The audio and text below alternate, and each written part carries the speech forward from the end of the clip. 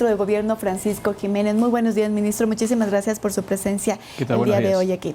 El día de ayer conocimos la renuncia del secretario anticorrupción y quisiéramos iniciar preguntándole qué fue lo que ocurrió, por qué tuvimos, después de que el domingo el presidente se refería al trabajo de esa entidad, el día de ayer conocimos entonces la renuncia. Bueno, él presentó un informe que ya es de conocimiento de la prensa y consideró que su ciclo había concluido y presentó su renuncia ante el señor presidente de la República, que decidió aceptarla. ¿Ustedes cómo ven la labor del exsecretario ahora anticorrupción? Yo creo que ha sido una buena labor. Hemos estado revisando el informe, contiene muchas hipótesis, porque eso tiene que quedar muy claro. Son hipótesis las que él ha plasmado en su informe.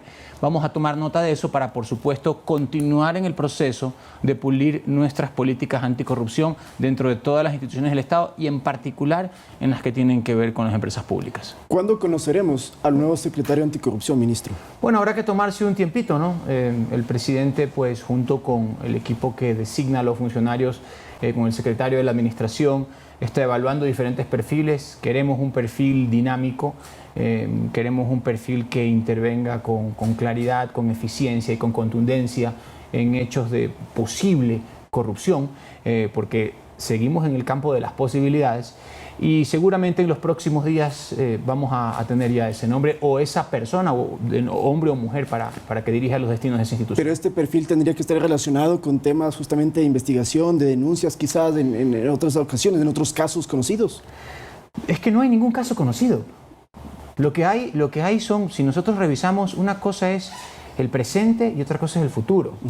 La Secretaría Anticorrupción trabaja para detectar casos en el presente que no los ha detectado, porque aquí tengo el informe y todo está lleno de conjeturas y de hipótesis, no los ha detectado, y de manejar políticas para el futuro, que por supuesto que está estableciendo políticas para el futuro y que tenemos que implementarla, porque el proceso de administración del Estado es absolutamente perfectible. Ahora, lo que ha salido en los audios durante las últimas semanas, por supuesto que tiene que ser investigado. Y eso es lo que nosotros esperamos, que las instituciones de administración de justicia investiguen. Y si hay alguna persona que ha abusado de la confianza del pueblo ecuatoriano o, lo que es peor, abusado de los dineros públicos, entonces tendrá que pagar las consecuencias. Ministro, precisamente aquí tenemos entonces de resumen y un poco para que conozca también la ciudadanía qué es lo que contiene este informe y cuáles son esas hipótesis que ha ya ahí puesto el exministro, más bien el exsecretario anticorrupción. Él maneja varios registros, 4 o 5 registros, es decir, el poder que tiene el directorio de EMCO, de las empresas públicas, para trabajar sobre 12 empresas distintas, los modelos de contratación que existen, algunos de los cuales presentan fisuras que deben ser corregidas,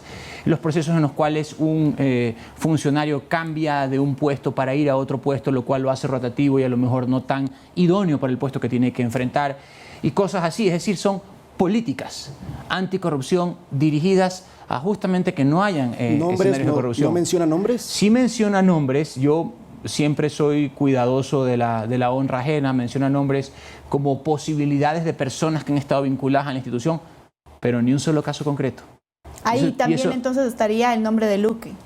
Claro, porque era el que fue presidente hasta unos cuantos meses y lo mencionan dentro del informe como alguien que manejaba la institución, pero, insisto, sin un caso concreto. Y esto es importante que la ciudadanía lo conozca. De lo que estamos hablando todavía es de hipótesis. No hay absolutamente nada comprobado. Claro, y si lo hay, tiene que ir a la cárcel y tiene que pagar con eso. Pero tenemos que establecer claramente circunstancias de tiempo, de lugar, de hechos, de alguna contratación irregular, etcétera. Y tiene que hacerse eso por responsabilidad con la gente, ¿no? La entrega de este informe coincide luego de que hemos visto la denuncia por parte de la plataforma periodística, o se tenía, digamos, ya antecedentes de un informe similar. Es decir, ¿por qué ahora justo sale este resumen, este informe? A ver, si hay algo que ya hemos aprendido en todos estos hechos es que no es bueno especular. Yo no estoy en la cabeza de él para saber por qué ahora. Lo que sí puedo decir es que ahora salió y que lo recibimos el día de ayer, al igual que la opinión pública, y que lo hemos leído para ver si existe una sola circunstancia que amerite una intervención directa contra determinadas personas, y no hay ni una. Lo que sí hay, y es perfectamente encomiable y además deseable, es una serie de políticas dirigidas a mejorar el funcionamiento de las instituciones, y sobre eso debemos trabajar. No nos olvidemos que este es el gobierno que recuperó la plata del ISPOL, No nos olvidemos que este es el gobierno que emitió el Código de Ética. No nos olvidemos que este es el gobierno que renegoció los contratos con China. Este es el gobierno del presidente Lasso, que le ha puesto el cascabel al gato y que ha investigado todos los hechos para ahorrarle dinero al Estado. Y hemos tomado así un montón de medidas que nos han permitido salir de ese estado quebrado que fue el que heredamos. Y eso ni por este asunto ni por ningún otro va a cambiar. Ministro, entonces, en el informe no hay sospechas, y cito al presidente, de posibles funcionarios también con torpeza, como él se refería a Luque, que podrían también estar involucrados, porque dentro de la investigación periodística se habla, por ejemplo, del actual titular de SELEC, el señor Icaza, también de Flopec. Ellos también son mencionados en este informe, pero usted nos ratifica que no hay nada concreto. Mire, no hay nada concreto de lo que yo he leído, no salvo que se me haya escapado alguna letra chiquita. Pero solamente para concluir en esta pregunta, el punto aquí es que hay un sistema de evaluación de competencias que es permanente. Para eso hay una Secretaría de la Administración que es la que permanentemente está auditando el trabajo de las diferentes instituciones. Para eso hay controles cruzados, como en los mismos audios se menciona, que eventualmente se puede hacer tal cosa, que eventualmente se puede hacer tal otra, pero que resulta que hay tal funcionario o tal funcionario que bloquea todo. ¿Por qué? Porque eso es para los controles cruzados. Por eso es que hay un directorio que maneja a otros 12 directorios. Y el sistema, de alguna forma, funciona. ¿Por qué? Porque tiene pesos y contrapesos que impide que se den estos hechos. Y cuando se dan, hace que los que han estado al frente de esos hechos respondan. Y otra cosa, con la evaluación que se lleva a cabo de los diferentes funcionarios en los diferentes estamentos, se identifica a quienes no están cumpliendo con su labor. Y eso fue lo que sucedió con el expresidente del directorio, que luego de esas evaluaciones que se llevaron a cabo de forma periódica, se evidenció que no era el perfil idóneo y él mismo presenta su renuncia y por eso se busca otro perfil. Y el informe también va a ayudar para tomar la decisión de los 12 gerentes de las empresas públicas, me imagino. De hecho, antes del informe ya había sido solicitada la renuncia y la puesta a disposición de todos los gerentes. ¿Pero por qué, ministro, pidieron la renuncia si es que esto solo es una hipótesis? Porque tenemos que ser respetuosos con la ciudadanía y porque si el río suena, necesariamente tenemos que ver si es que piedras trae. Y para eso es mejor que se le pida a todos su cargo a disposición, que se abra un proceso de auditoría como en efecto se ha abierto y están dando, y que se establezca quién merece quedarse en sus diferentes gerencias y quiénes no. Si se logra demostrar que en efecto hay una red de corrupción dentro de estas empresas, ¿cree usted entonces que la Comisión Anticorrupción tal vez falló, le faltó más trabajo para poder hacer? Incluso la plataforma digital dice que ellos actuaron antes incluso de la Comisión Anticorrupción. Es que hay muchos condicionales en su frase.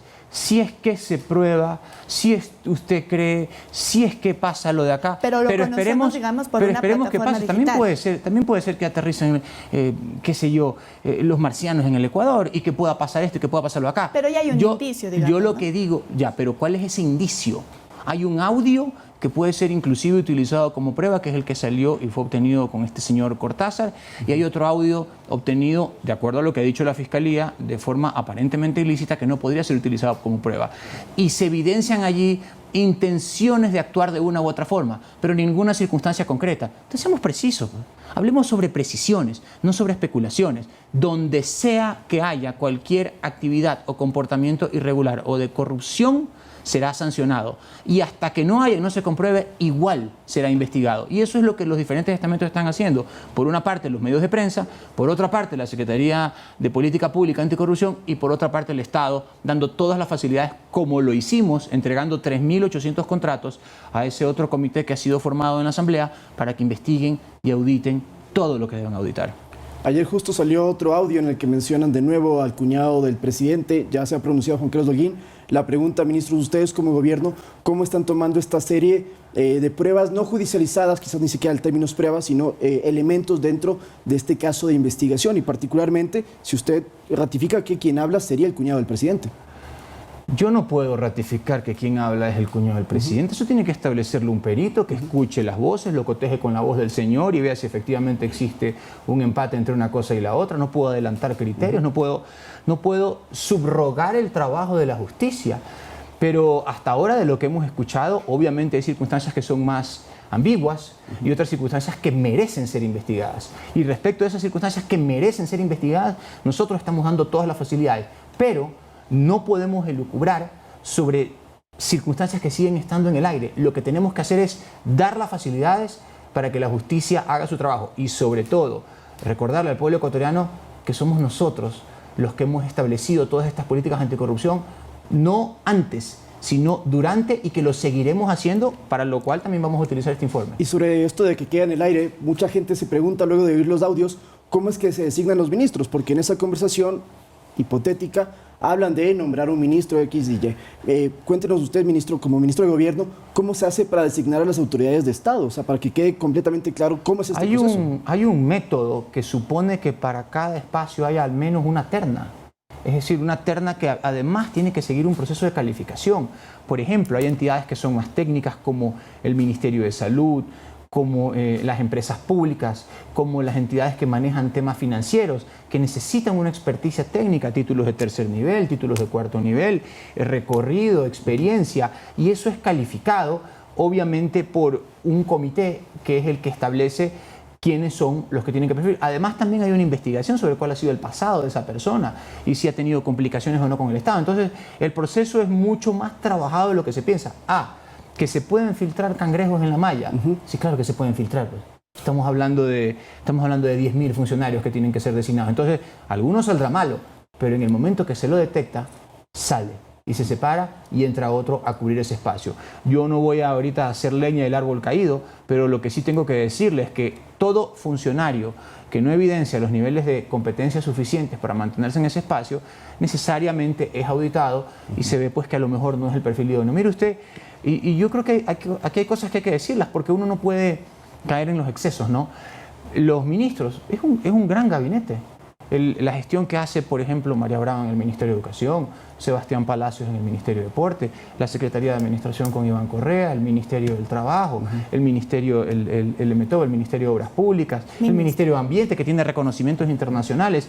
Es un buen gabinete de gente joven que está comprometida con el país, que está haciendo su trabajo y que no puede ser deteriorada la imagen de todo un gobierno por el hecho de que una persona eventualmente haya fallado y que además ya está separada de su cargo. Ministro, también el día domingo escuchábamos al presidente nombrar a varias personas. Él daba nombres completos de quien estaría detrás de las denuncias que se han publicado a través de este medio digital, La Posta. ¿Ustedes tienen pruebas? ¿Tal vez van a tener alguna acción judicial respecto de estas personas a las que ha nombrado el presidente? El presidente dijo lo que dijo y lo dicho, dicho está. Sobre eso yo no tengo nada que quitar ni nada que agregar, porque él es el presidente. El presidente, para haber dicho eso, tenía indicios, evidencias y pruebas que él las tiene. De ahí a que eso vaya a ser presentado o judicializado, creemos que, por lo pronto, el país no está para más convulsiones. El país está para soluciones, que es distinto. Y nosotros vamos a trabajar sobre esas soluciones. Y hoy por hoy lo que nos interesa es combatir los grandes problemas de los ecuatorianos, como la inseguridad. Lo que nos interesa es diseñar un sistema institucional que pueda ser mucho más fuerte y más consistente. Y lo que nos interesa es que los 18 millones de ecuatorianos vayan encontrando un futuro. ¿Cree que con este tema se pierde capital político para llegar a la consulta popular? No lo creo. La verdad, la consulta es una consulta ciudadana, por y para la ciudadanía. Creo que no tiene nada que ver con estos hechos que se están investigando. Y además, tampoco es que aquí nosotros como gobierno hemos decidido mirar a otro lado. Al contrario, hemos mirado el problema de frente, hemos dicho sí, en este audio puede haber circunstancias que tienen que investigarse, hemos dado todas las facilidades y lo que queremos es que la justicia haga su trabajo y que la gente y la ciudadanía esté segura que nosotros vamos a hacer el nuestro. Y hablando de eso, ¿cómo está el proceso para pedir que se supone que Luque está en Argentina? ¿Cómo hacer para su repatriación, ministro? Bueno, vamos por partes. Primero que la Fiscalía lo solicite al juez, luego que el juez lo ordene. Tercero, que eso se haga con base en elementos de convicción concretos que estén dentro del proceso. Y cuando eso se produzca, nosotros lo traemos. O tendremos que buscar la manera de activar los mecanismos de colaboración internacional y lo traemos. Pero no es que salió un audio que dijo esto y ya lo traemos. Si no funciona la justicia.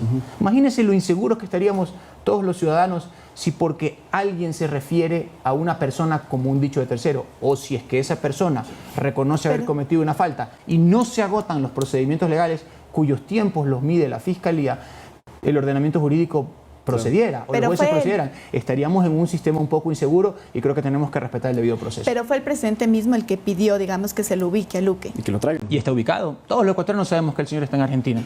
De acuerdo. Todos sabemos que pasó por Chile y después de Chile se fue a Argentina, eso ya lo sabemos. Ahora, lo que pase con la suerte de ese señor hoy está en manos de la Fiscalía y la Administración de Justicia y nosotros actuaremos siguiendo las órdenes de ellos. Cambiando un poquito de tema, pero también en temas casi de corrupción y políticos, el día domingo también escuchábamos al presidente Guillermo Lasso que esta semana se iba a reunir con el ministro del Interior para poder presentar una lista de posibles o de presuntos narcocandidatos, así se los ha denominado. ¿Cuándo se va a presentar esta lista? En el transcurso de esta semana. Ese es un trabajo que ha venido desarrollando el Ministerio del Interior, que lo está revisando directamente con el presidente. Entiendo que entre hoy y mañana se estará revisando esa información. Esperamos ya que haya conclusiones contundentes y ciertamente que esas conclusiones serán puestas a órdenes de fiscalía. ¿Cuántos estarían en la lista? No quisiera especular sobre eso porque yo tampoco he visto la lista. Tendremos que verla ahora en los próximos días, supongo yo que será hoy, mañana, pero eso no va a tomar mucho tiempo y tengo la impresión de que será esta misma semana que esa lista será puesta a órdenes de la Pero es una lista completamente distinta a la de Fernando Villavicencio. Vamos a ver, no especulemos sobre eso de nuevo, porque ahora en tierra de especulaciones a veces pues uno termina cometiendo errores, pero definitivamente que habrá algunos nombres en los que coincidan, otros nombres en los que serán diferentes. A mí personalmente lo que me preocupa es que ninguno de estos nombres se filtre en ningún espacio de representación y que quien sea que esté involucrado en estos hechos pues no tenga la posibilidad de representar al pueblo ecuatoriano, porque eso sí sería grave. Ninguno de creo, como ha dicho el asambleísta Vanegas. No que nosotros tengamos conocimiento. Nosotros no tenemos conocimiento de ningún funcionario, mejor dicho, de ningún candidato del partido del Movimiento Creo que esté participando de estos actos ilícitos. Pero si llegáramos a tener información de alguno que directamente o indirectamente esté vinculado con estos hechos, sería inmediatamente separado. Mi última interrogante, y la recojo de alguien que me preguntó en la calle, ahora que el gobierno, el eslogan ya no es Gobierno del Encuentro, a propósito de este caso Encuentro, ¿nos podría adelantar cuál va a ser el nuevo lema del Gobierno Nacional? Bueno, nosotros somos el Gobierno del Ecuador, somos el Gobierno Nacional y somos el Gobierno del Ecuador porque representamos a los 18 millones de ecuatorianos y lo vamos a seguir haciendo. Muy bien, ministro. Muchísimas gracias nuevamente por su presencia el día de hoy aquí. Gracias a ustedes. Con esto nosotros nos vamos a una nueva pausa.